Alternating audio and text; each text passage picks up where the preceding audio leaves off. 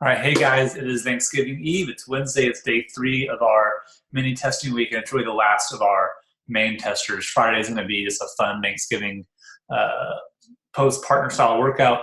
We gave the workout kind of like a name for today's session, but really it's just a continuation of the gymnastics core work and single leg, single arm, and pushing work we've been doing with the kind of high contraction work we've been doing there that'll build up to our retest towards the end of the cycle. So hopefully a little bit of sleight of hand. It looks like a fun workout.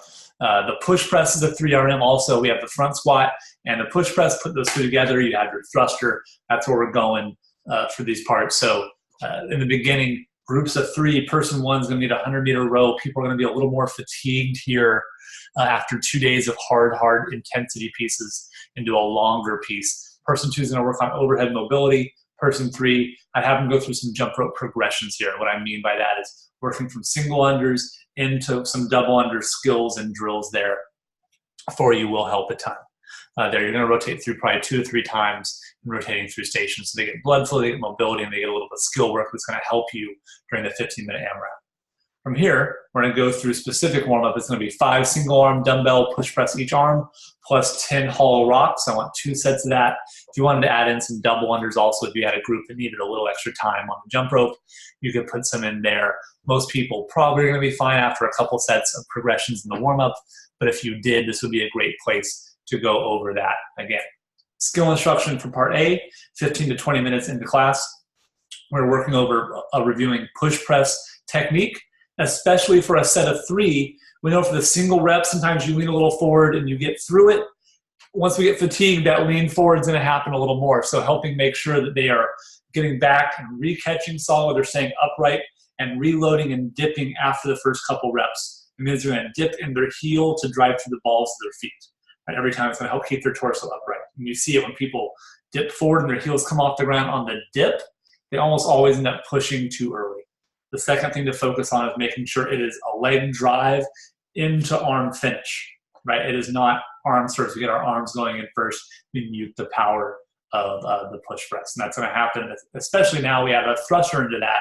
Now you get these early pressers start pressing out of the bottom of the hole, and the whole thing goes off. So if we were to take the push press into a jerk or a power jerk or a split jerk, we want to make sure the same mechanics are there. They dip in the heels, drive through the balls of the feet, and then finish with the arms. Same thing here. So a lot of good crossover we're getting from the push press.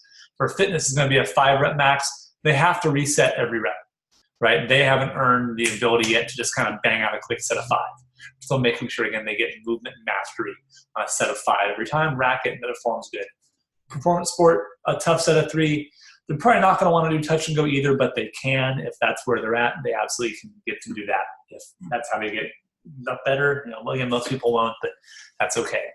12 to 15 minutes is usually plenty for push press because all of a sudden you just get limited when you want to start dropping under the bar. For training block B, we're going to have a brief movement review. The movements aren't super difficult and set up.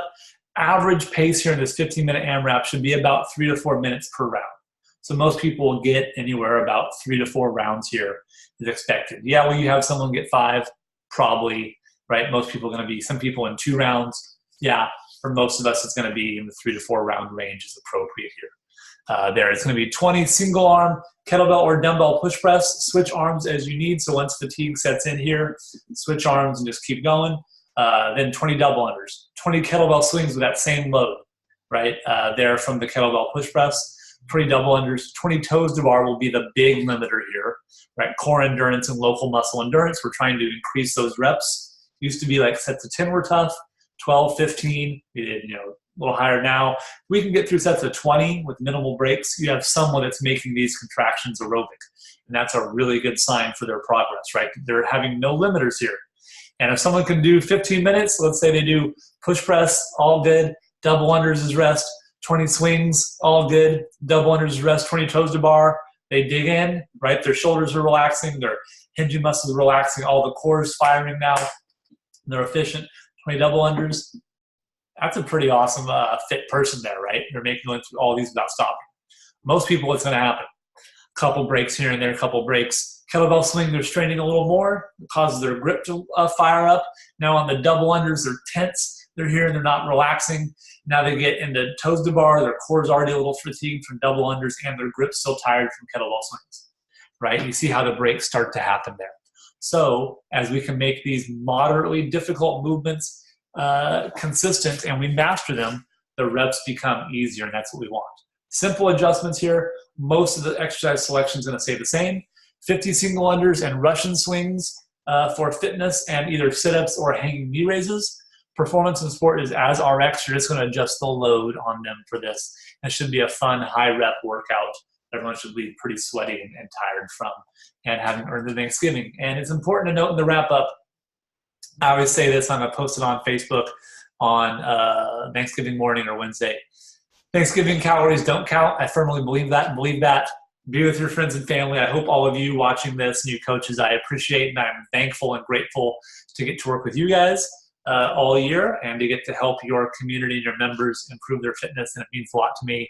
Hopefully they're getting to use their fitness tomorrow to be with their friends and family and have a great time and to not sweat the small stuff on days like this and to enjoy those good times. So if you're watching it, if you made it this far, have a great Thanksgiving. Enjoy it. Calories don't count. There's no burpee penalty for anything. Soak it in. Friday we'll get back on it, and we're not going to try and out-exercise what we did because we're just going to put it to use and listen heavy stuff. All right, guys. Thanks so much.